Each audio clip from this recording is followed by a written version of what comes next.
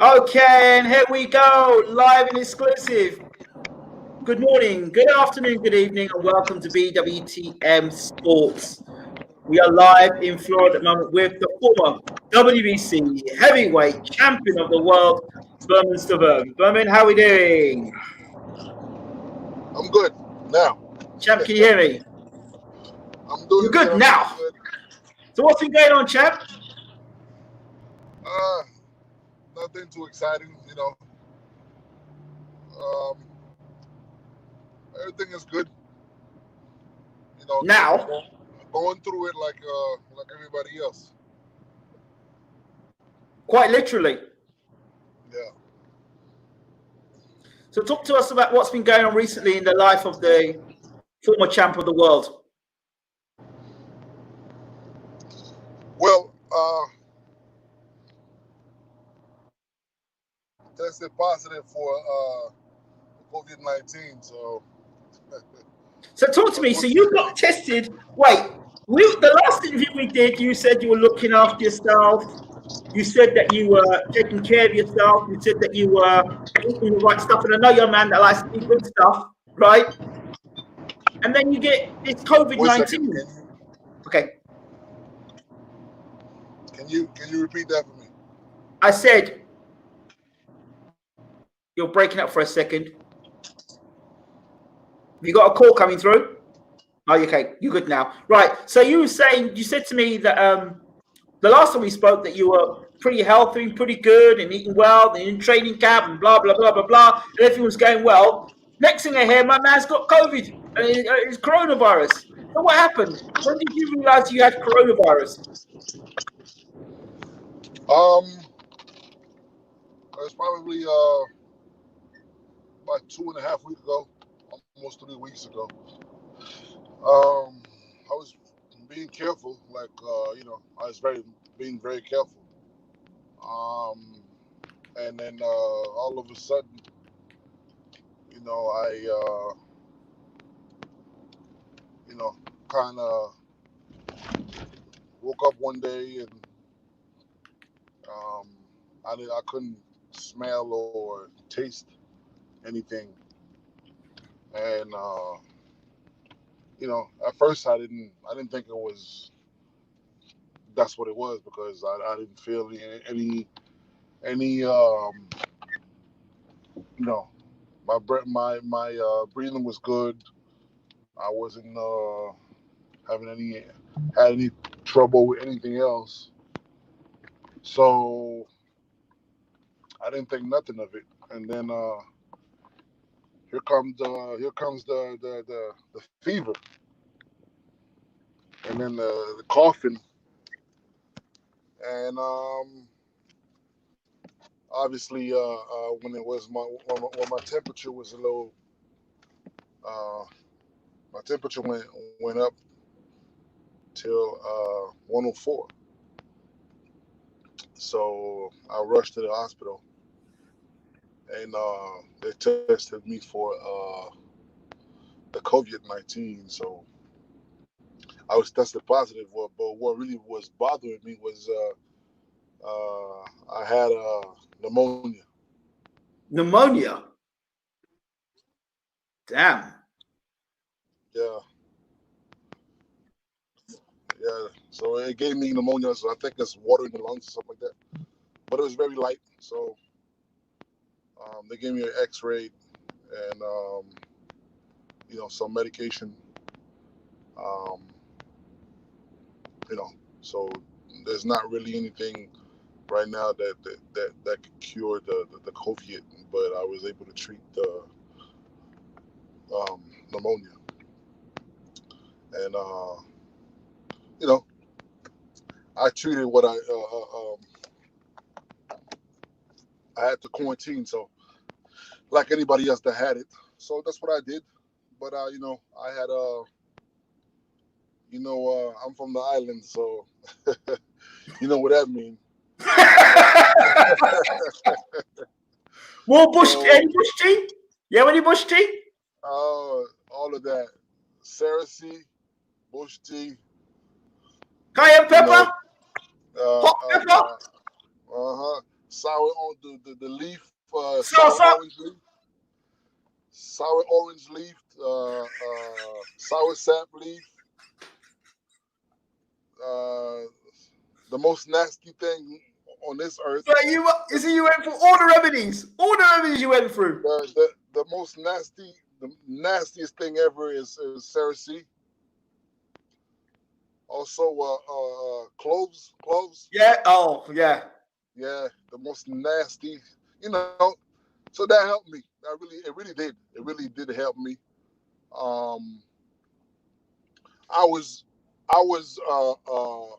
negative after I was testing negative for the COVID after 7 days, 7, 8 days. Okay.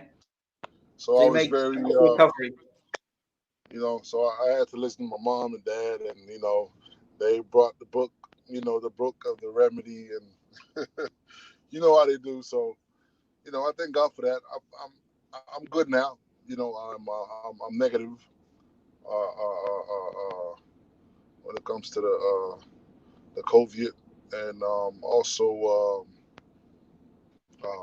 the pneumonia. So I don't have any of that today, right So, now. So do you have any ideas of where you probably would have got the COVID from? Any ideas? Anybody coughing around you, or?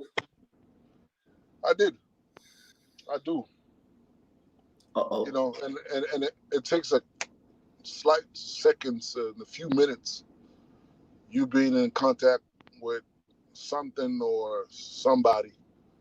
You know, you really have to be careful, and it's also sad that there's a lot of people that out there that may have it, that may know they have it, or they have it, but they still come outside and not being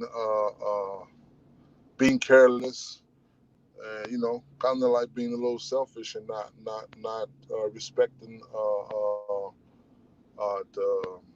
the ways to go about it. You know what I'm saying? So it's unfortunate. A lot of people gotta go through it, and you know, it just sucks, man. It's not So what I've been through was not funny. It was no. very depressing. It was very. I was worried at first, um, but thank God, I am well today. So, but it's not Robert, something. It's not something I would want to put on anybody. put on anybody or go through it again. Um, Roberto Duran's had it as well. He's fighting with it. There's a lot of boxers seem to get it as well. Um, and of course, in Florida, it's quite. There's a lot of people in Florida that seem to have that COVID. How is that going to affect? Because I know there were some postings of you in the gym and getting down in weight and all the rest of it. How's that affected your training now, or do you have to go back to square one? I don't know yet. I'm not back in the gym yet. I will be back in the gym Tuesday. Okay. So I'm just I've been cleared. I was cleared 2 days ago from the doctor. I'm taking a few days off, just to and then Tuesday I should be back in the gym. Um, I did lose a lot of weight before I was tested positive, but I lost more weight because of the COVID. COVID. Wow. I mean, me personally, I don't know how everybody else is, but the fact that you can't taste and you can't smell, so it really don't motivate yourself to eat or to smell anything. The whole time, even when let's say I would eat, I don't know, a pizza, and the fact that I can't taste the pizza or smell the pizza, I would probably take a bite or two and throw the rest in the garbage because it's really not pleasant, and it kind of like I don't know. It's very it's hard to describe the. It's not that you Experience. don't taste nothing. You will taste something, but it'll be bitter in your mouth. It's just not something that It's not something that you. It's not something that your mind, your body is programmed to. When you put something in your mouth, you're programmed to eat. You understand? And all these years you're used to doing that, and then suddenly there's no taste. It's not it's what your like your mind's mind is programmed already to do. programmed. Your mind is orange juice taste. So once you take a sip,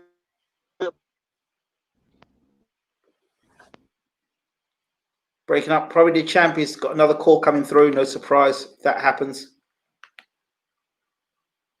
I know he's maybe having a fight coming up soon. So we'll just wait until the champ comes back. I know he's maybe having a fight coming up soon. So we'll just wait until the champ comes back. Let's wait. There he'll be back in a moment. Are you there, champ? yes, sir. Here we go, waiting for the champ to come back. You there?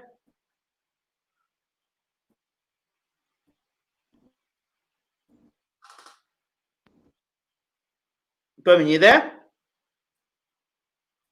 Yes, sir. Yeah, he's breaking up a bit. Frozen.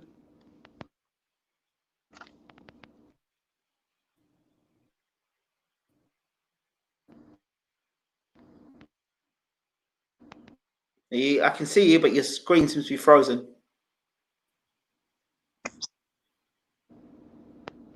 I can hear you. Can you hear me? I can see. I can hear you. Yeah. We'll carry on anyway.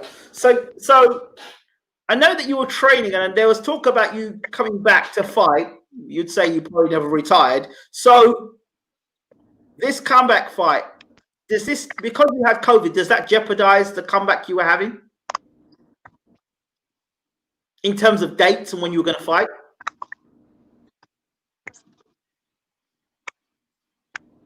No. I mean, no, no. Right now, like I said, I'm clear from the doctor, and I will go back maybe in about a week or so and get tested again, and let's see how that goes. Well, September, the end of August, or no, September. Sorry, we're talking about September. So September you're going to be fighting.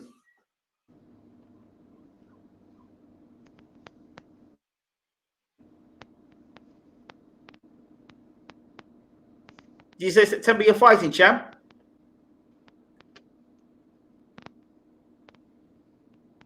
Because your connection is breaking up again. Yes, sir.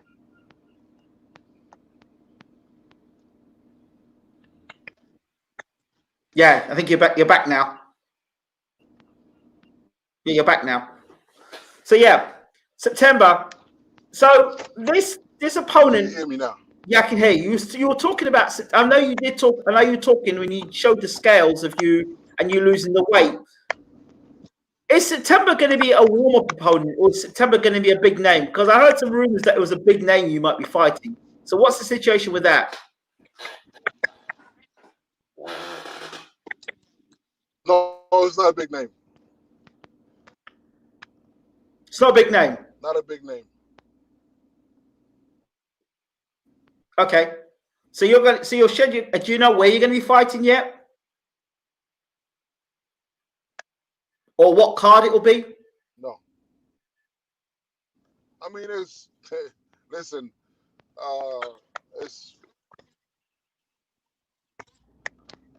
where I'm not that because of you know. So I let them announce the fight first. they're still working on that particular fight, the main event. But I was just told to be ready for the. So I'm going to try and put 1 and 1 together to make 3. You know me. I spoke to Stacey McKinley last week, and he said to me that Trevor Bryan and Manuel Shah are going to be fighting. So I was thinking logically that maybe you'd be on that card as well. I'm just trying to put 1 and 1 together to make 3. Having spoken to Stacey McKinley last week and speaking to you now, I'm kind of thinking maybe you fighting on the undercard of maybe Bryan and Shah.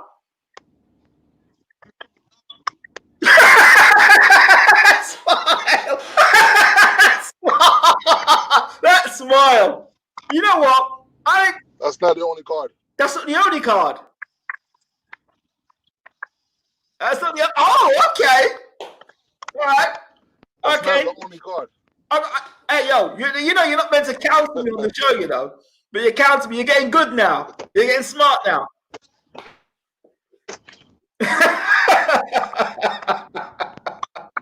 Okay, so there's another card. Okay, good. That's good to hear. So are you going to be fighting abroad or are you going to be fighting in the States?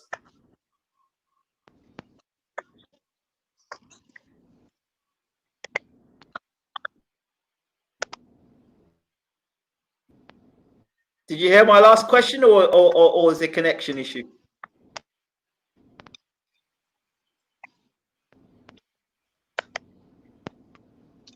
That, I mean, I don't know. That I don't know.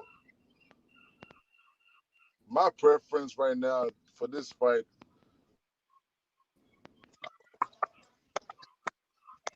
You know what? Yeah, I heard it. You know what? We might have to do a telephone interview because, or just get you on telephone because. I would fight here, but you know. Right, you know what? We're going to do this for your telephone, champ, because of the sound and stuff. Let me just do I'm going to call you on the phone, so we'll do the phone. We'll do the rest of the interview on phone because the connection's bad. All right? Do you hear me? I'm going to call you on the phone. We'll finish you off the phone. All right?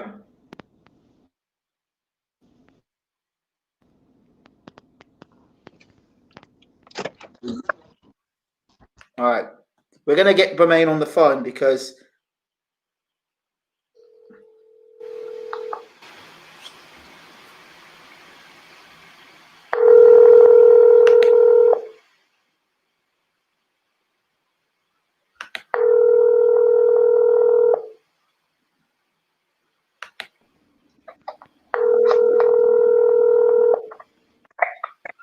Champ.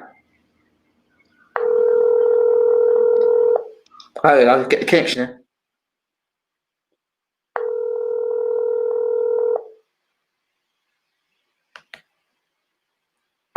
We're waiting for him. Hold on, wait for him to answer. Okay, we'll wait for the champ to call us back or reconnect.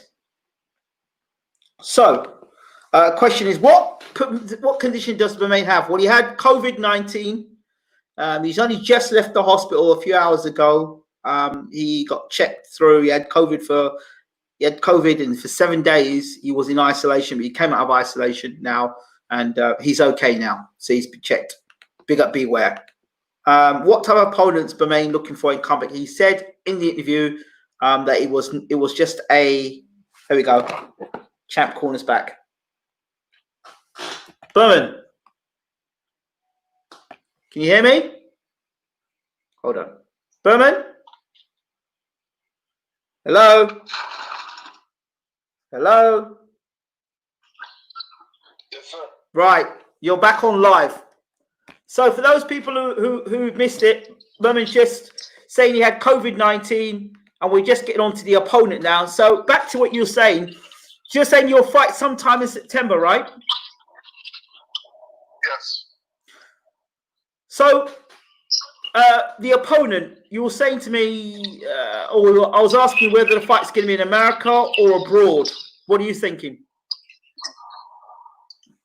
I mean, I would prefer the fight to be here in America, but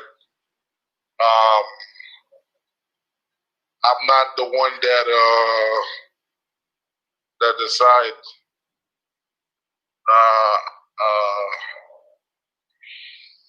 where the fight will take place. Okay, so is it depending on your opponent that you're fighting? That's why.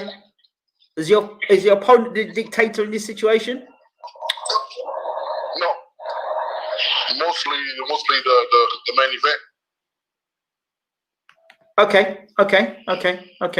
That sounds good. All right. The opponent that you're facing, you're happy to face that opponent in your comeback? Excuse me? Are you happy to face the opponent you're facing in your comeback fight? Very. Okay. What? I'm very happy. What do you think is the biggest thing you've learned coming off a defeat to Deontay Wilder, then going straight in against Joe Joyce? I don't. That fight is. That fight, I don't even. To me, that fight never happened. I hear that. I understand. We spoke about this before. Like I said, this fight is not a fight that I really. That fight never happened to me. Okay. But I did make a request. Okay. What's the request?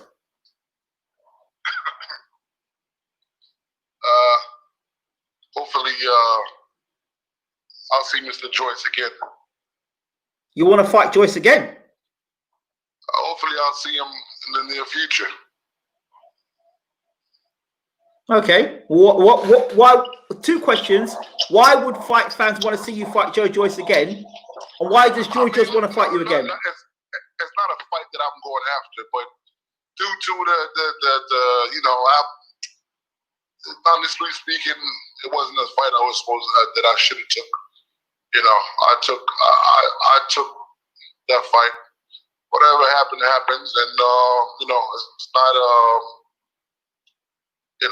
people who knows me knows how I fight and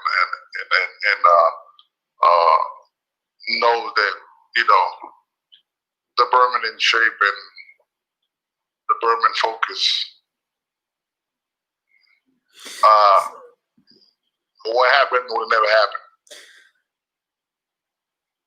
So, are we going to see that Bermane in this next fight, the comeback fight? Bermane is here right now. So that's who we'll be seeing come fight night then, in the comeback. Don't they say numbers don't lie? Well, I'm waiting to see. We're all waiting to see. We want to see you fight again, champ. Yeah, my time is very limited. So I don't plan on doing this much longer. But what I have in me, I have enough time to get the job done. Very confident, very happy also that I reached my goal weight-wise. So, and really, truly, throughout all my career, my biggest issue was always my weight. So I'm happy with it right now. And once I get down to these numbers, that's when I'm a problem and I'm an issue for Most fighters. So what's the weight we're talking about? What's the fight? What's the weight that what fight fans should get excited about watching you out? Excuse me? What's the weight that fight fans should be excited to watch you fight out?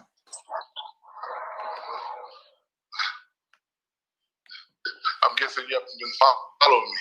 But I have been following you, but what's your prime weight for those people who haven't been following you? I mean, the way that I've always felt good and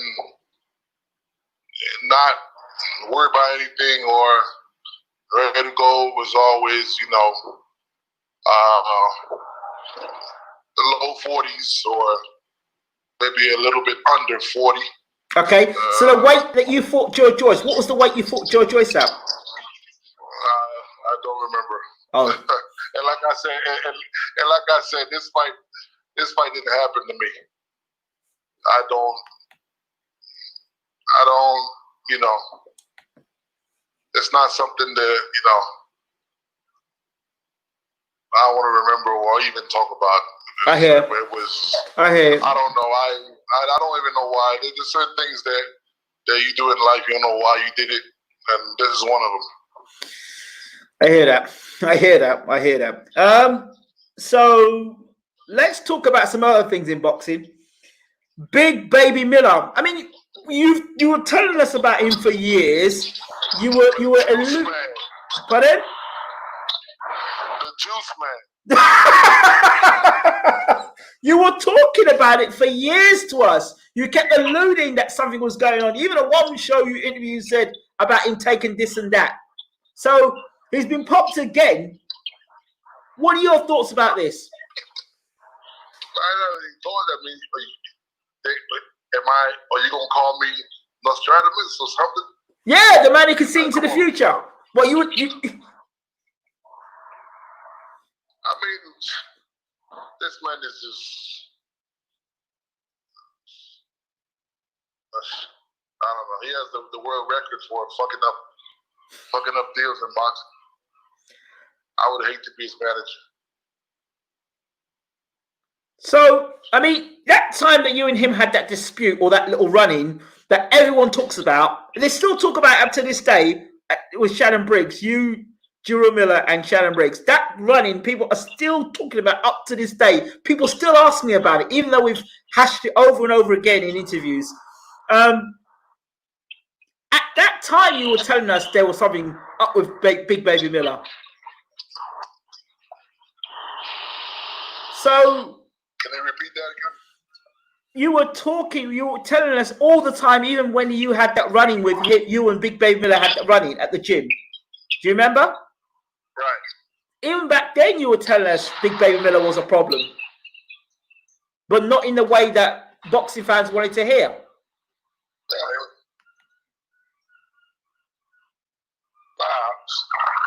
That's what I meant.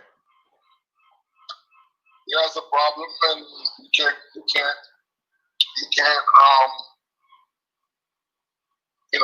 it's not something it's something that he needs to perform more, to feel better about himself. It's just, I don't know. So we might have to find him some kind of rehab or something. So is that bad? Is that bad a drug take, you're saying? I mean, I don't have to tell you it's that bad. I mean, he messed up his deal with Joshua. Messed up his deal another one with this one here.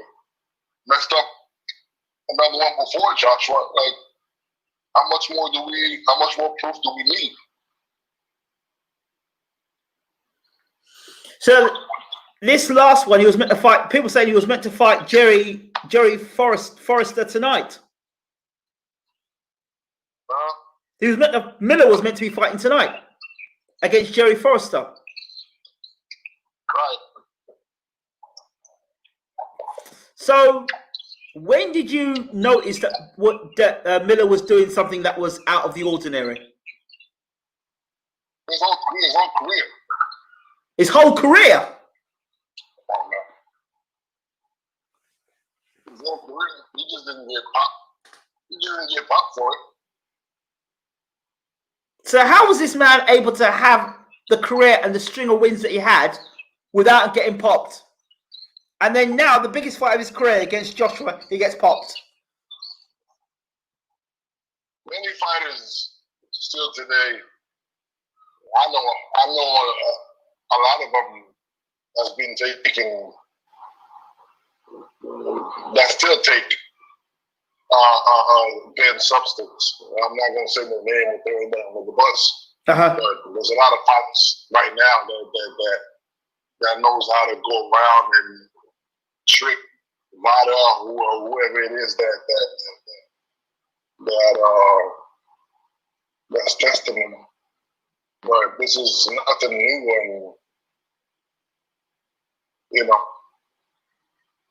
there's a lot of fighters, and some of them are young, like very young, and they taking that shit. And I don't even know why they be taking it.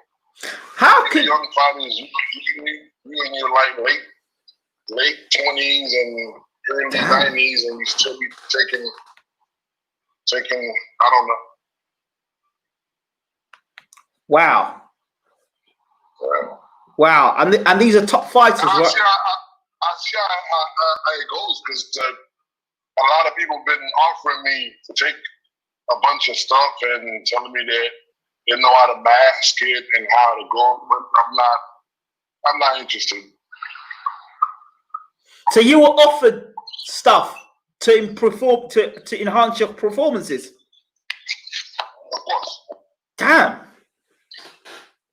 I've been offered that maybe a month ago. A month ago? Dang. And even when I said no, that's when I found out a certain fighter that has been taken for the past 2 years, never got caught, and that particular fighter is a world champion today.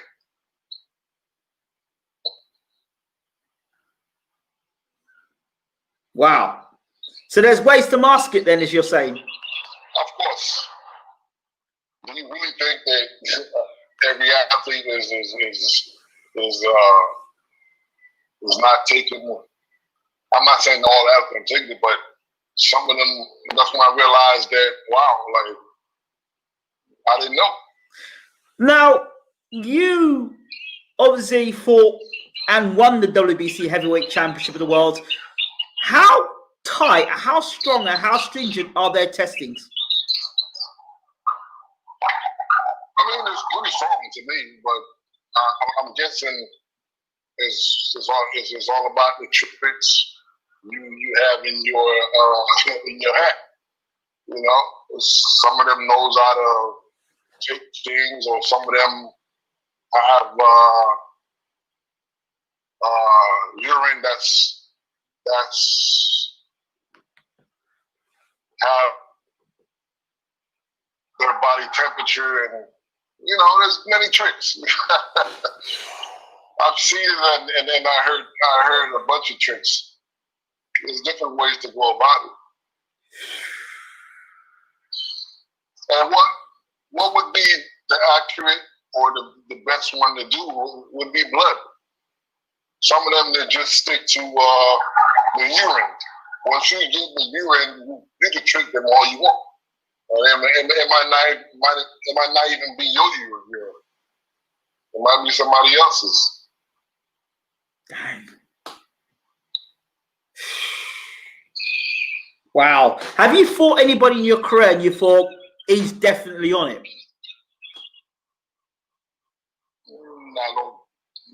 I never thought of that. No. Because it's interesting, because we had Ray Mercer on last week, and Ray Mercer said he knew Tommy Morrison was on it. Come on now.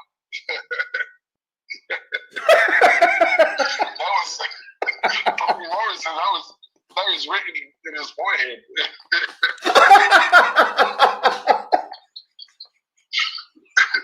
That was written in his forehead. Come on. There's fighters today. I wish I could. I mean, we'll talk about that off the record. Yeah, off the record. If I tell you names and who hang out with them and who's around them, and you're gonna be like, wait a minute, oh, you're right. Yeah, but some of them we don't even have to go off the record. There's some people you just blatantly know they're on it. Absolutely know they're on it. There's no way they can do what they're doing without being on it, or the suspicion of them being on it. You know? I mean, I've like this past few months, I've been shocked to know that there were certain fighters that would take that and they've been taking it, or they took it for a fight or two. I was shocked. Well, it's like when you look at certain fighters and their body shape suddenly changes. They were skinny and suddenly they've got huge and bulked up. You know, they're punching harder and they can carry their power up in weight and they look more devastating than they did. They punch harder than they do in a higher weight class than they did in a lower weight class. And they're bullying guys that are naturally bigger and stronger than them. That's incredible.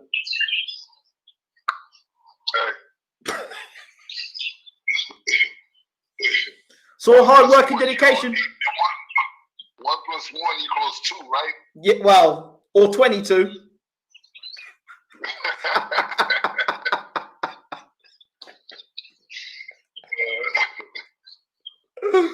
Oh boy! So let's talk a bit about the WBC. I want to ask you a question regarding the WBC at this minute in time. You've got Tyson Fury, obviously the champion that beat Deontay Wilder. You've got Dillian Whyte, who's the #1 contender. There are some rumors going around that they might make Tyson Fury franchise champion, making Dillian Whyte WBC champion. What are your thoughts on the franchise belt?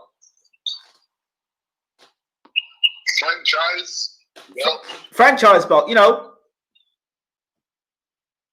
I mean, I don't. At this time, it's like WBA have a super champ and champ. It's really hard to understand nowadays what's who's champion or who's not, or because there's a champ that's more relevant than the other. I don't. What do you think about it? I mean, I guess it's a way to open doors for more than one champion, or just a way to make more money and protect other fighters. Well, that too, I guess. I guess it's it's about making money, but it also gives a chance to other fighters to be recognized or more relevant than they are. Ruben Guerrero, one of our members, asked the question: if you were offered a franchise WBC belt, would you accept it? If I was what? If you were offered a franchise belt, would you accept it?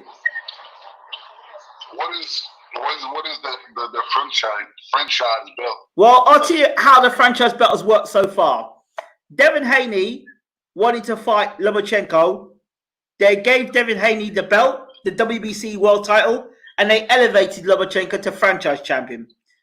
Canelo Charlo wanted to fight Canelo, and he was #1 contender. Canelo got boosted up to franchise champion, and Charlo became WBC middleweight champion.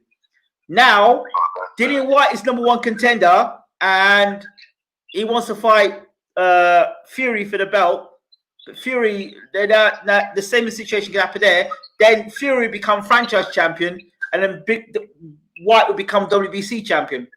Now, the common denominator with both of those two guys, Lomachenko and Canelo, are both guys that are involved in big money fights. I thought that's what. Hold on. I thought that's what the silver belt was about. The silver belt was the silver belt was meant to give you the opportunity once the mandatory was out of the way. You were next in line, or you were mandatory. You were next in line to fight. But that's why I thought the silver belt. That's how Manuel Shah got to fight Vitaly Klitschko. That's what I thought the silver belt was about. Right. So there's a franchise.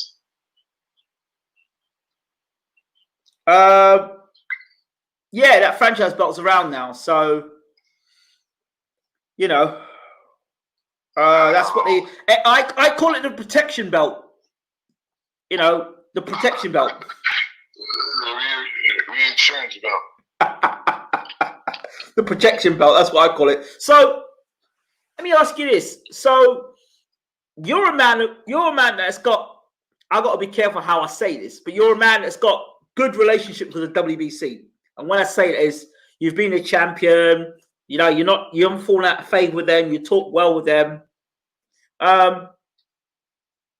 Why do you think that it's still taking Dillian Whyte over 1,000 days to get his title shot? In your opinion? Dillian Whyte? Yeah. Why is that to wait 1,000 days more for a title shot? What wasn't he supposed to fight Povetkin, but it never happened? Well, he's fighting Povetkin now. It was supposed to happen last November, if I'm not correct. No, he's fighting Povetkin. No, he fought Rivas, didn't he? And then he fought Vac. And now he's going to fight Povetkin in August, September.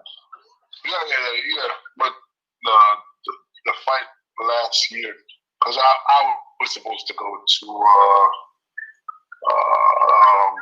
spar with Povetkin for that. And then the COVID. Yes, yeah. Because he was going to fight. Yeah, that's what happened. Yeah. Yeah. I don't know. All I'm guessing is the pandemic is the reason why. Didn't something happen with Dylan? He was going through something. Yeah, there was some legal case going on. He was saying he was going through something or some kind of depression. Yeah, there was some legal stuff. There was some legal stuff going on with him. Well, they were saying about this second sample, and they were saying that he may have been on PEDs. So a lot of people were talking about that, and then afterwards he got cleared of that, and then he went and took legal advice and took it to the WBC, and now the WBC are saying that he has to fight Fury, and White has to fight Fury before Fury fights Joshua. Right. So what do you think? I mean, I think you're asking the wrong person. I really have no idea why or what's taking so long.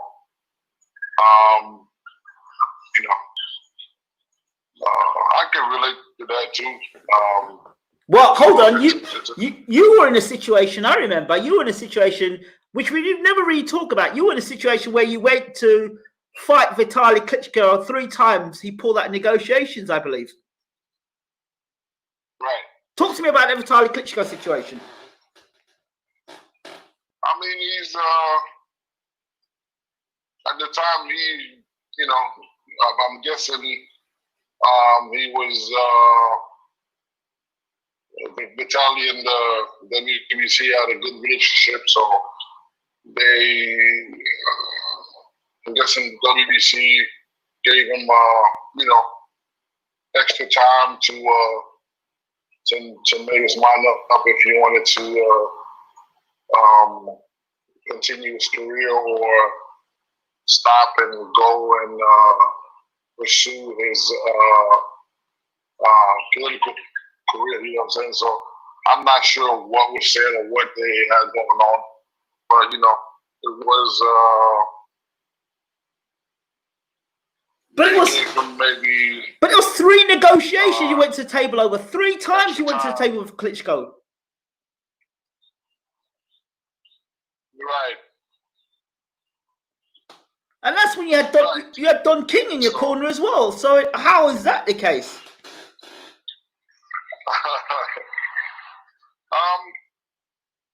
Like I said, I don't really know the details of it. All I could say was, the relationship that Lee and the BBC had.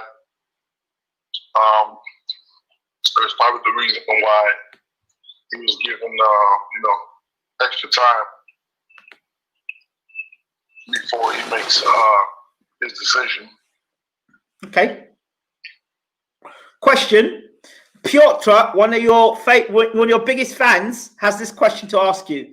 I have kind of different question. Do you have any favorite boxing songs? For me, for example, it's Hurricane and Who Killed Davey Moore by Bob Dylan, but I would like to know yours. Piotr is asking you, what's your favorite songs to listen to as a boxer? It depends on the mood I'm in. Well, training mode. Really, training mode. Training. Yeah. Training depends. It all depends as well. I might, if it's heavy workout, I might listen to some type of music, and if it's a light workout, and it really depends. Okay, give me a tune that you like a lot. I listen to a lot of reggae. Let me guess one. Bob Marley, Iron Lion Zion. Crazy Ballheads.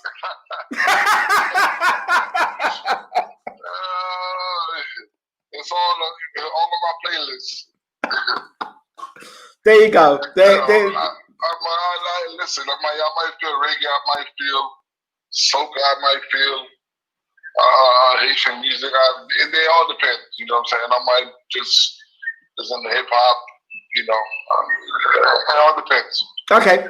What are your thoughts on the White versus Povetkin fight? Who do you think wins? White and Povetkin. I gotta go with my man White. Okay. You're going to have Dillian White. Okay. Yeah. Now, I haven't really got to talk to you about this. The Deontay Wilder defeat, the costume, what are your thoughts on it? Horseshit. So he wasn't drugged? Drugged? Yeah, he's saying he was drugged. Oh my God. Drugged what? All I saw is a man that loved hitting people behind the head and finally got a taste of his own remedy. That's what I saw. What about the costume being too heavy? Horseshit.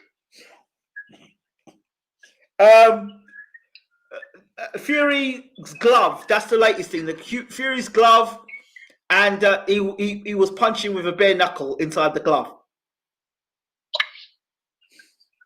A bigger horseshit. Fury's gloves had no padding in it. Horseshit.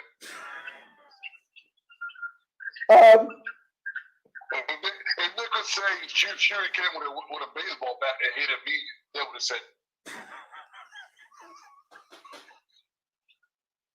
I mean, I don't have anything against, the man. I mean, he been doing good. He did great since he defeated me. Took the title. Had it for like five years, almost 6. Made some great fights. Defend the belt. Very good, did a good job. What can I say? I mean, you get beat, and you just pull your pants up and accept what happened to you, and just come back stronger. That's it. It's nice. I don't think it's the time for to say that the costume was heavy. Because this is, to me, it sounds crazy. Because I would assume that when the costume was made, the costume is custom made, right? So you have to try it. You had to try it before you get to the ring. You had to see if it fit. You had to see and notice that it was heavy. You had to know all of that. So why now? Why after the fight? He said also he was angry with Mark Breland for stopping the fight because he said when he started his career, he said he wanted to go out on his shield. So what? He was angry with Mark Breland at the time because Mark Breland stopped the fight when Fury was getting on top of him. He said he wanted to go out like a warrior, like on his shield. Yeah, because that's the right thing to say. That's the right thing to say to everybody. But who wants to die in the ring? Nobody wants to die in the ring. Who wants to get hurt permanently in the ring? Nobody wants to do that. That's the thing you're supposed to say because you're a fighter, because you're a warrior. You know, when your adrenaline is still pumped up, when you're mad, when you're angry.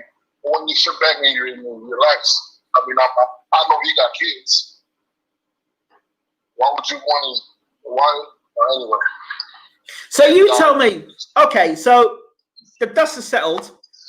He's got between now and December to get it right. He's got a third fight with Fury in December. What are your thoughts on that? And what do you think he would have to do in a rematch to beat Fury in the third fight? You know how every fighter has that one fighter they will never be able to beat? Yep. That's what he got. You know how Vernon Forrest, Moser would never beat Vernon Forrest? Yep. You know how Ricardo Mayorga would never beat, Forrest would never beat Mayorga? Yep. There's somebody in the world that will have your number. No matter how hard you train and no matter, it's just that. You got to go around. So you don't think Fury should take a third fight? Wilder should take a third fight with Fury then? No, I think it's a waste of time. You don't think? Do you think he can make the adjustments? No. You don't think there's areas that Wilder can improve to make the difference? He can improve. You just can't beat Fury. Even if he gets in another trainer? And the trainer is A new coach? This is one thing that I don't really believe. Okay. To get a new trainer that's going to make you better and to a certain extent. Okay. Do you think that? Do you think that Wilder can beat Deontay Wilder can beat Dillian White? Excuse me? Do you think Deontay Wilder can beat Dillian White? It's possible. If those two were to match up, who's your money on? Just like the other way around. So Spot, you say so. Who's the favorite going into that fight then? Right now it's all about to see how Wilder gonna come back. Now he has a loss. He finally got a loss, and is how you come back from the loss. Okay. BG London asks the question: what's your dream fight, Mr. Stiverne?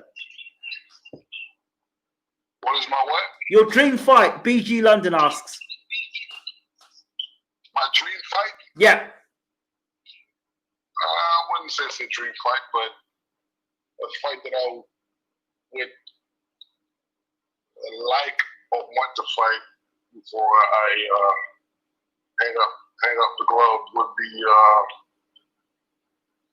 be Joshua. Okay, you'd like to fight Joshua. On the subject of dream fights, Mike Tyson is coming back. What are your thoughts on Mike? I like it. As a kid, my superhero was Tyson. Okay. He's still my superhero. He's still my superhero, and for me to still be active, and he's coming back. Hey, how many? I'm pretty sure that there's a lot of basketball players that would love to be around and play around when Michael Jordan was playing. Yeah. You know, so that's how I look at it. You know, So he's coming back. Evander Holyfield is coming back. Yeah. These are all fighters that I grew up watching. Would you even consider getting in the ring with Mike Tyson? No. No, I have that much love and respect for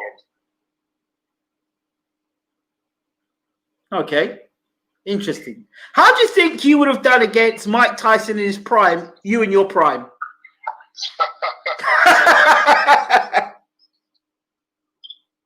And how would you approach it? I just told you the man was my superhero.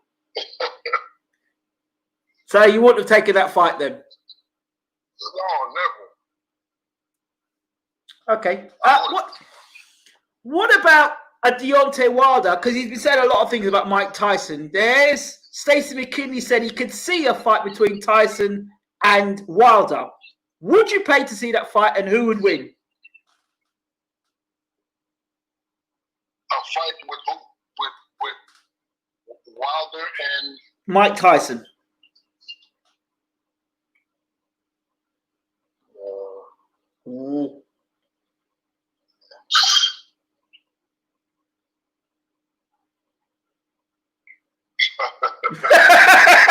There you go there. I don't even know how to answer that. But listen, Stacey McKinley said he could see the fight happening. Mike Tyson, Deontay Wilder for the heavyweight championship of the world, or a version of it. You know what I would like? I would like for them to come back. Let's say Tyson, Holyfield, James Stoney. Yep. They come back and they have their own league. There you go. You see? You're speaking the same sense I've been saying. They have their own league. I've said that. The 45-year-old and up. Yeah. And they have their own league. You know what I'm saying? So I would love if, I don't know, if boxing could have some kind of league, or I don't know, the Grudge League or the Legend League. I don't know. You know? That's what I would like. Okay. Question: Nia Long or Rihanna? Huh? Somebody asked the question. BG London asked Nia Long or Rihanna. I'm from the island. Who? I'm from the island. So you'll go with Rihanna. Of course. Name your top 5 boxers of all time, Bermane. Mike Tyson. I take it you're a Tyson fan.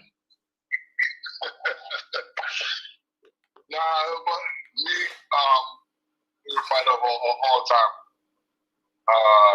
Yes, Tyson. Mike Tyson, number 1.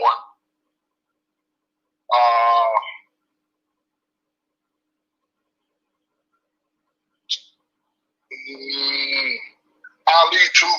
Okay.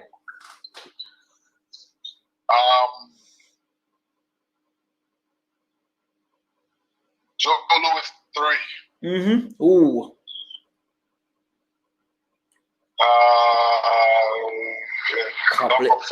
Can't believe you haven't mentioned my boy yet. Number 4, I would have to go with. Now hold up. We said fighter or heavyweight? Fight anyway. Anyway? Yeah. You're missing my boy out. I can't believe it. You're missing my boy out. Huh? You're missing my boy out. I can't believe you're missing my boy out. I can't believe you haven't even mentioned his name yet. Keep going. Who? Number four, I would have to go with number 4, Hagler. Oh, Hagler. Okay. Number 5. Come on, man. You got a number 5. Come on. Number 4, I have. You had 4. You only what left? Try to sneak another 2 in. Number 5, I have to give it to Mayweather. What? I have to put him there. I have to. How can you not have Sugar Ray Robinson in there? Who? Sugar Ray Robinson. Yeah, you know when you saw me pause for number 2. Yeah. Because Ali and Robinson. Man, Sugar Ray Robinson, Ray Leonard, Pernell Whitaker. Oh, come on, man. With them guys. Listen, no. Hold on. When I give you my first 3, it's because I thought you said my favorite heavyweights. Okay. Now I already gave you 3 already, thinking that it was only heavyweight. When I'm talking about fighters any weight of all time. Yeah, I hear you. This will be slightly different. But you got a good list of fighters there. You got a very good list of fighters there. Adonis Stevenson, how's Adonis doing? He's doing good. When's the last time you spoke to him? Very good. Maybe I would say 3 weeks ago. Okay, he's doing good. Yes. Okay, that's good to hear. Really good to hear. Despite all the drama, he's getting back, doing the right thing. I'm glad to hear that Adonis is keeping well. You know, is that the guy who fought Gavoski is now retired? Why? Don't know, but he's retired now after the Beterbiev fight. After what fight? The Beterbiev fight. We fought Beterbiev, didn't he? To unify the belts, and Beterbiev beat him, didn't he? He fought Beterbiev? Yeah, Beterbiev beat the crap out of him, didn't he? Oh yeah, I didn't know that. Now you know. He retired. Nathan asks, does Bermane rate any particular prospect at heavyweight currently? Is there anybody in the division that you rate at the moment in the heavyweight division that's young and upcoming? Anybody I rate? Yeah, young, upcoming that we don't know about. All right. You asked the wrong person. If there's one thing I don't do is watch boxing. We know that. I really don't. If you were to back between Joyce and Dubois, who's your money on for Dubois and Joyce? I don't know who Dubois is. Okay, that moves swiftly on. Favorite movie, Mr. Stiverne? Who? Favorite movie, says BG London. My favorite movie? Yeah. I like I would say Malcolm X? is not even. Get Out? I'm like a Lord of the Ring and 300 type person. Okay, Lord of the Rings and 300. Nice. Just to close off, as we are, your thoughts on the current climate, George Floyd, Black Lives Matter. How have you been impacted by all of this? I'm impacted every day.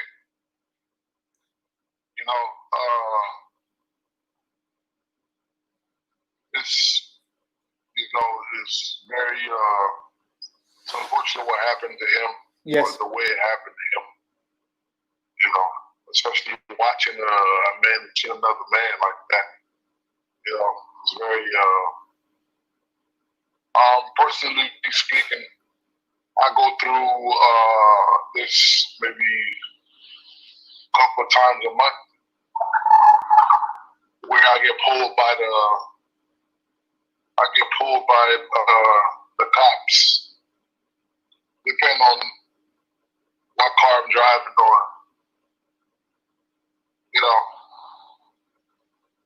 I'm always getting pulled over by cops, or Damn. I may get a free pass because they recognize me, stuff like that. But for a regular person, I can feel, what they're going through.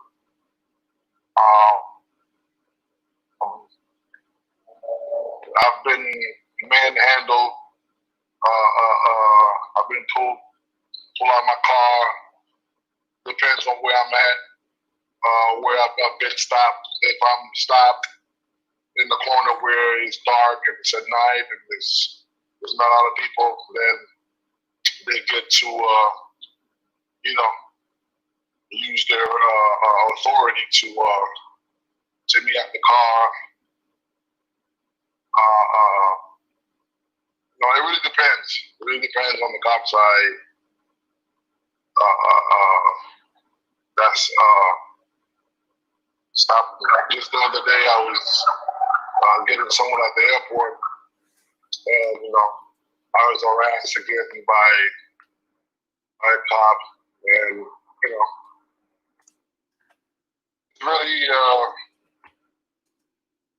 it's really sad. As I could, if I could give you a list of what of the things that happened to me, it'd take me all day, But the Black Lives Matter. I think there's a lot of people that misinterpret the saying or the meaning of the Black Lives Matter. Many times you see the white folks always, the first thing they say is all life matter, but they're missing the. I don't think, to be honest, I don't think nobody miss what it means. It's just that they don't like seeing it or hear about it. Yeah. Or to see how the black folks have the time change, and and the black folks are allowed, or do certain things, or to stand up for themselves. Have you experienced racism in boxing? People say, there's no racism in boxing. Have you experienced it in boxing? What? Oh my God. Serious?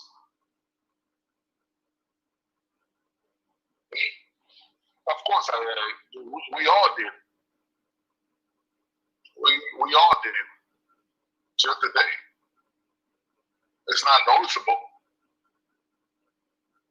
But racism is in boxing.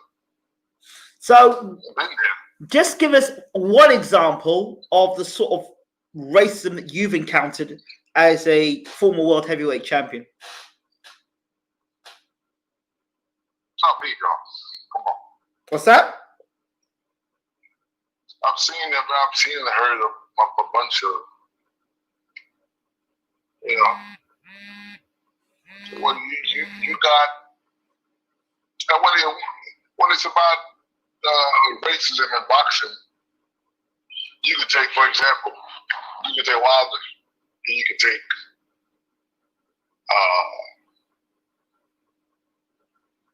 what's his name, Joshua. Mm-hmm. Two black men, right? Mm-hmm. But one sell more than the other. Mm-hmm. Why, you think? Because one follows the script and one doesn't. I'm gonna say it for you. You can say one conduct himself like a black man, the other one conduct himself like Uncle Tom. I just said it. One is got about 2,000 tattoos on him, and he's mostly, himself, which is a black man. The other one is surrounded by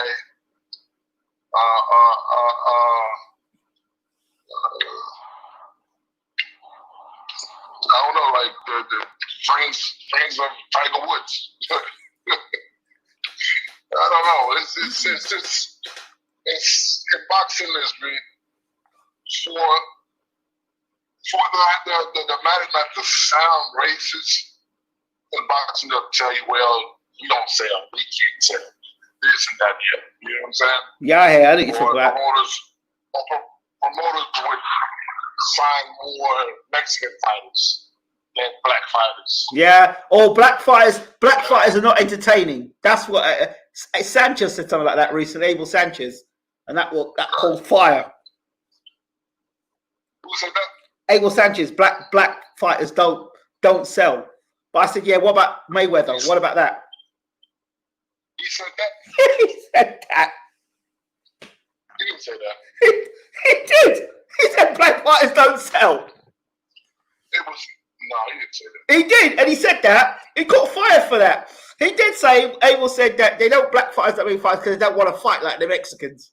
Yeah, he said that. He got a lot of fire for that. I even did an interview about it. He didn't say some shit like that. He did. And that was particularly because he was talking about when we were trying to get Golovkin to fight guys like Charlo. He said, guys like Charlo don't sell. Black guys don't sell like that. And then I questioned him in the interview. He said, well, what about Mayweather? He sells, doesn't he? Well, Mayweather's exception to the rule. He did. He just said that. I would lie to you. You know what's funny? Yeah. If Floyd Mayweather was white. Could you imagine how much money he'd make? What? If Floyd was white, or let's say Mexican, Floyd would have been 100 times bigger than he is right now. Yep. Unfortunately, it's not. They make. Of course, Mexican fighters. They're very excited to watch. When you put two of them in the ring, they go at it, they fight. Yeah. It's not the same for white fighters.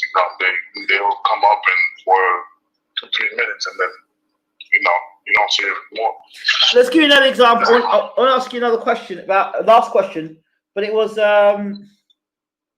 what do you think of Lou DiBella? He tweeted something recently, and he called Matchroom a plantation. So what? He called Matchroom a plantation. He called who? Matchroom. He called Matchroom a plantation, and then Barry Hearn earlier, before that, had said that he used to be a slave master back in the day when he came to Barry Hearn. They said he once was a slave master. Barry Hearn, Eddie Hearn's father. What did he say? Back in the day, he said that back in the day he used to be like a slave master. Meaning what? Well, back in the day, you used to look up. That's the way they used to treat the fighters. But now you have to address fighters like sir and explain how things have changed in boxing. And then recently, DiBella and Hearn were going back and forth, and he called it a Matchroom plantation.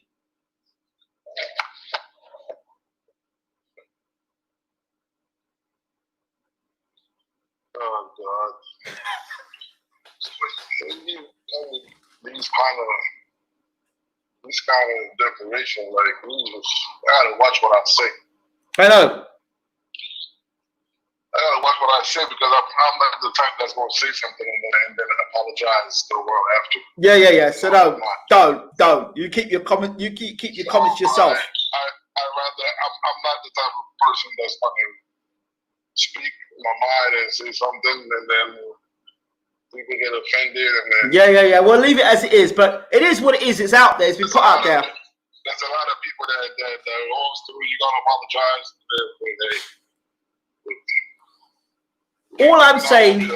All I'm saying is not to stir things up, but it's exactly what was put out there. Lou DiBella put it out there.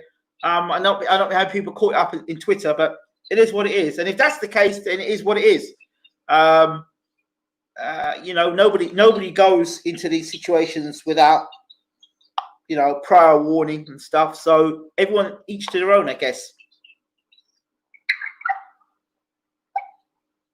That's all you can say on that, really. Right, we're gonna let you. I had no idea that. Yeah, you can check it out. It's out there on YouTube. I had no idea about all this. Yeah, well, you know, it is what it is in the sport. People turn a blind eye to most things. You know, so.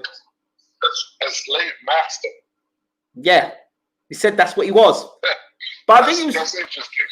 Yeah, but I think you. I mean, to be honest, I think he was just explaining the situation as to what it was back then, and he just said it. So it may have sounded a bit harsh, but I'd rather him have said. But to be honest, that's Eddie Hearn's brother. Father. Father. Yeah. He's the real guy behind Matchroom. So, you know, he said it at the time when Dillian White was right next to him in a press conference. So, and what did Dillian White say? What can you do? A man comes out and makes a comment like that. You're sitting right beside him. What can you say? A press conference like that? It was shocking. I mean, many people were shocked by it. But then, you know, it's something comes out and says comment like you don't expect it. Even if you think it, you don't think they'll come out and say it. So it is what it is, isn't it? Of course, it gets brushed under the carpet. I'm curious. What? Nah. Did he have headphones on or something? Yeah, headphones on. But he was explaining the situation, so I actually don't think he was malicious in what he was saying. I just think he was just saying it as it is. That's what it was back then. This was back in those days. This is the way we conducted business. We don't conduct business like that anymore. Yeah, see, I don't get these people love like that. I wish.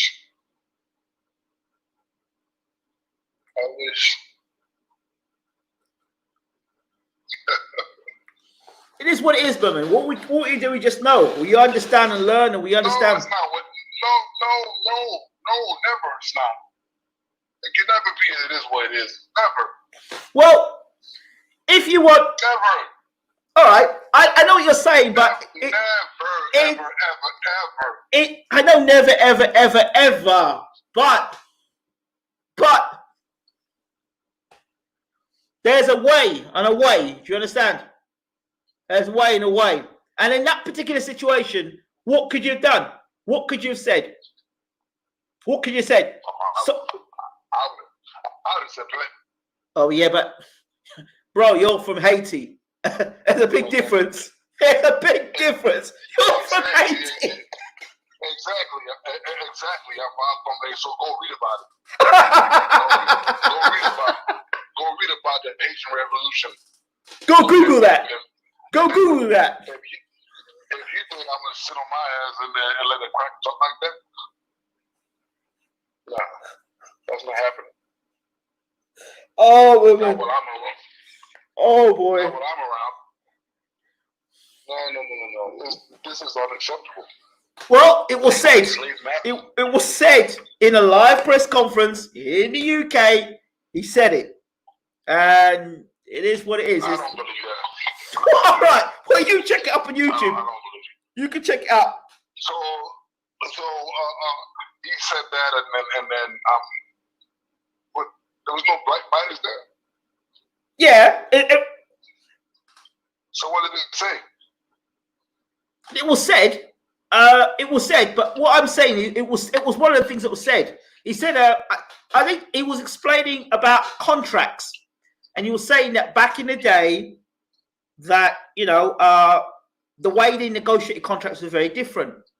Like now, you know, you when you're addressing, you're now having to deal with things that's like fighters' rights and stuff like that. Which is back in the day, he's basically saying fighters didn't have any rights. But he's just saying that back in the day, fighters not as clued up as they are today, and so they have to be treated with a little bit more caution.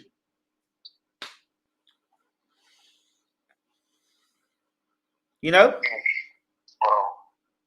So I mean, that's what he said. And then DiBella said what? DiBella said a few days ago over on Twitter, him and the promoter were getting into it, and he basically said he said something about plantation, matchroom plantation.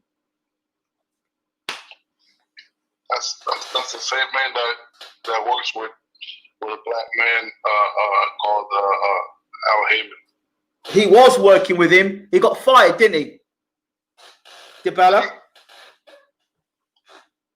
He got fired, DiBella, because I think that they were trying to negotiate a fight with DiBella was trying to negotiate a fight with Deontay Wilder without Wilder knowing or something like that. I don't know.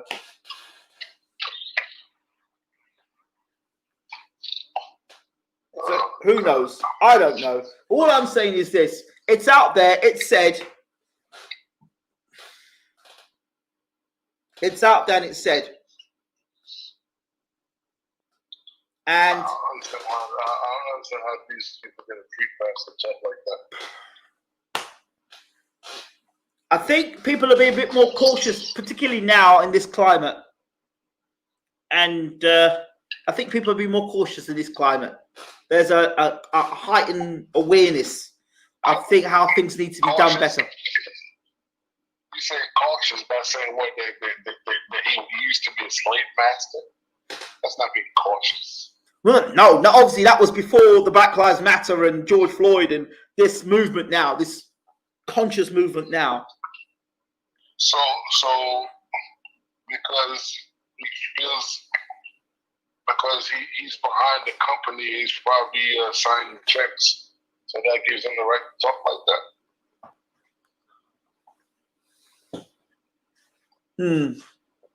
I don't know. Look, I mean, it was not too long ago they were talking about Oscar De La Hoya and the stuff that was the racist stuff that was said about black fighters. De La Hoya? De La Hoya and Golden Boy. There was a whole load of stuff on that as well. Yeah, we've been know De La Hoya on top of being fruity and you know, dressing like a woman. We all know what he is. So him and Floyd never got on, but I heard that Oscar De La Hoya is making a comeback as well. I heard a story about De La Hoya and I forgot what his fighting name was. He's from Africa. He had blonde hair. They fought. What was his name? He was from Ghana. Ike Corte? Yeah, there you go. Yeah, I heard a story of De La Hoya. What was the story you heard? Things that he was saying. What? Yeah. Oh, what I heard. I can't confirm more. But I heard it was pretty nasty. I mean, what I heard was very nasty. Okay, here you go. Here, Gorgu just gone and got us the actual quote. Let's bring that quote up. Thank you so much. I love this guy. He goes, here's the quote from Barry Hearn. When I was running boxing, it was much easier. We were slave traders. We had these guys and they were working for us and we was the boss. That's what he said. Quote. That's Eddie Hearn's father? Yes.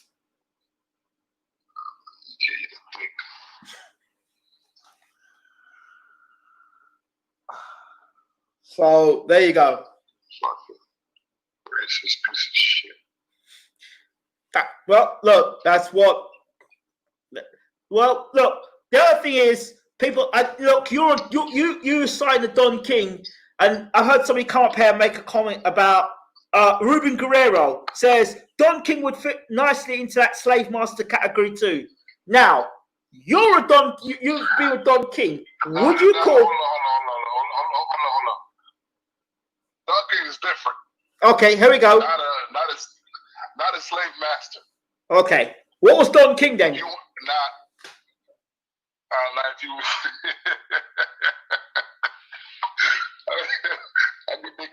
offline.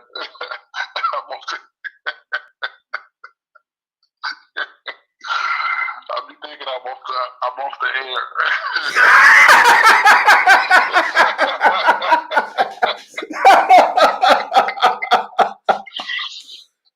Oh, so what's the on-air version? Huh? What's the on-air version? The on-air version? Yes. Okay, the on-air. Yeah, give me talk about this man like that.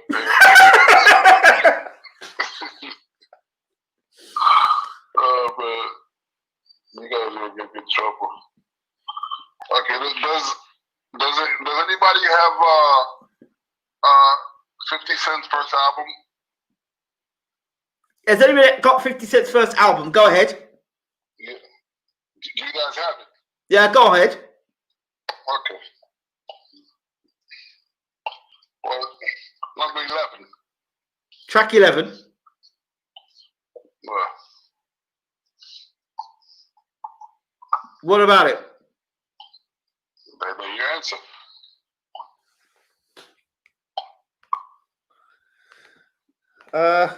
Okay. As Deontay Wilder says, if you got Google, go Google that shit. So I'm going to do just that. Say what? I'm going to Google it.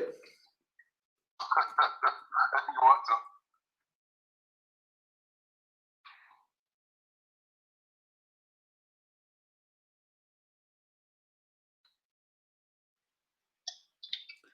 Get rich or die trying. Yes, sir.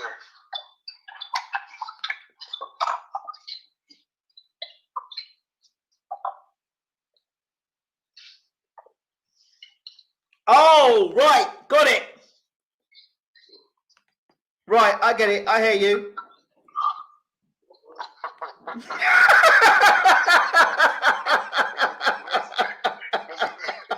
a difference.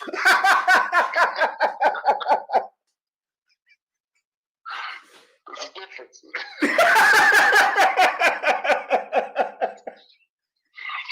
They both get the same thing. Yeah, I get you. I hear you. I hear you. I hear you. They're both different. Yeah. They're both different. One is racist, the other one's not. I get it. Or it's like kind of like Donald Trump and Hillary Clinton, like that. Yeah, but I don't know who's worse. There you go. That's You don't know who's worse, Trump or Hillary. there you go. So there you go. Let's see. I mean, I'll go with Hillary. Oh dear, because you've experienced Trump. No, Hillary's worse. Like all that traffic, you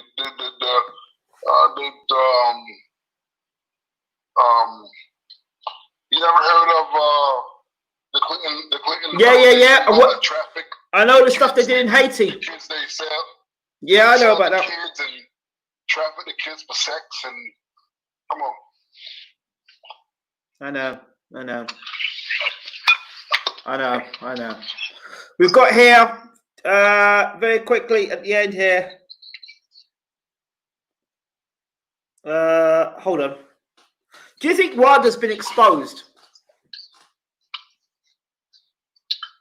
No, I wouldn't say that. What would you say? It's a loss. Just one loss. His first loss. Okay. I wouldn't know. You see, it's one thing about, people in box and the fans, that's just like, okay, let's say, hypothetically speaking, Floyd Mayweather loses a fight.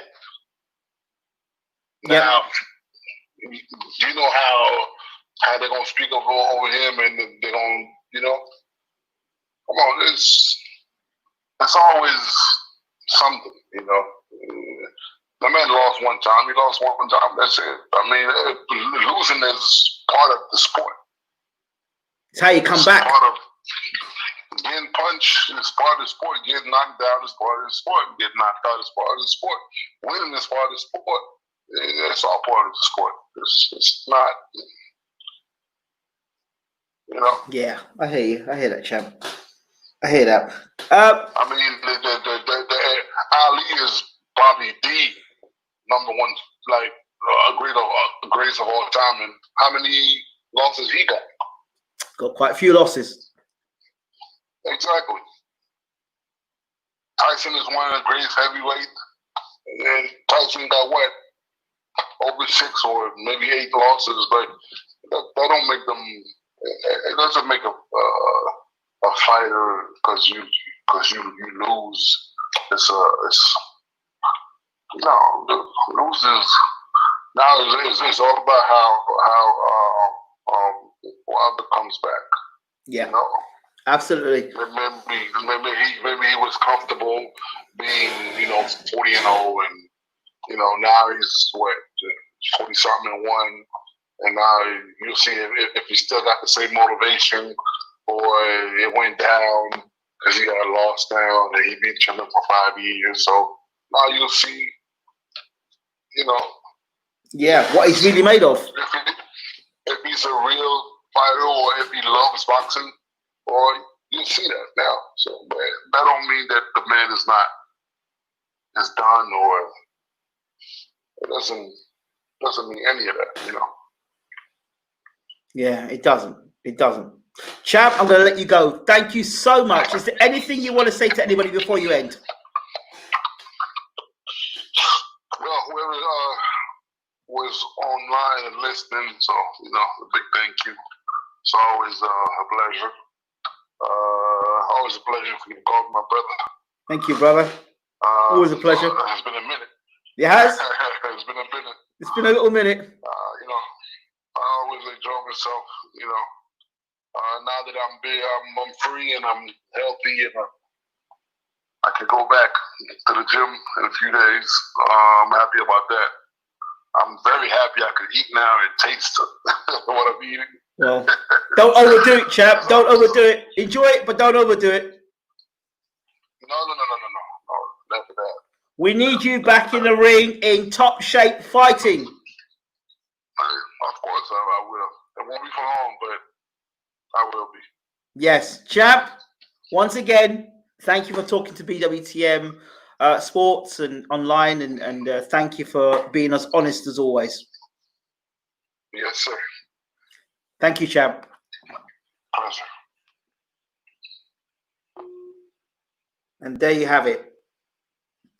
Bermane Stiverne, as honest as ever on BWTM Sports. Once again, we gave you exclusive.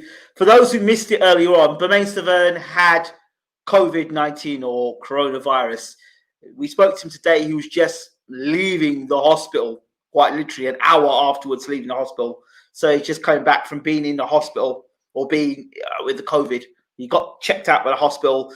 He had it. He was in isolation for 7 days. He came out of that. Now he's come out, no COVID, negative, got checked again. So he gets back into gym on Tuesday, back training. So could have gone the other way. So we're thankful that Bermane is still with us.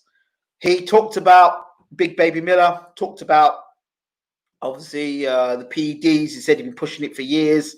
Talked about all his career, he's been pushing PEDs. Talked about other fighters, didn't mention their names, but how many of them are world champions and pushing this stuff. Talked about his own comeback. Talked about Dillian White. Talked about various different topics, including Black Lives Matter and how it's affected him as a black man. I guess we can't miss that topic. We can't lift that out. We've got to talk about it. Real topics with real people. And talked to him about a little bit about the boxing world, Wilder's loss, Wilder's comeback, Wilder and Fury, Wilder and White's position in the heavyweight division, Mike Tyson's comeback. Where does he fit with Mike Tyson? Would he ever fight Mike Tyson? Dream fights, music. So we got to talk to Bermane for a while. I hope you've enjoyed it. If you've missed that early on, I did a talk earlier on what did I talk about earlier? Dillian White split. If you want to talk about, if you look at that video, the Dillian White split with Mark Tibbs, do check it out. Check that out. And inside you will see Xavier Miller, the assistant coach of Dillian White at the moment. So check that as well. Thank you so much for being with us at BWTM Sports. Again, another exclusive. Bring the world closer to you. Have a good night. Take care.